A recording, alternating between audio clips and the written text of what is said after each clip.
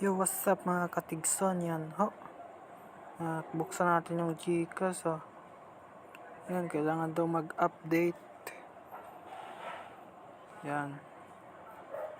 At yan, ho. Oh. Open natin, nandun pa rin. Ano na, Gcash.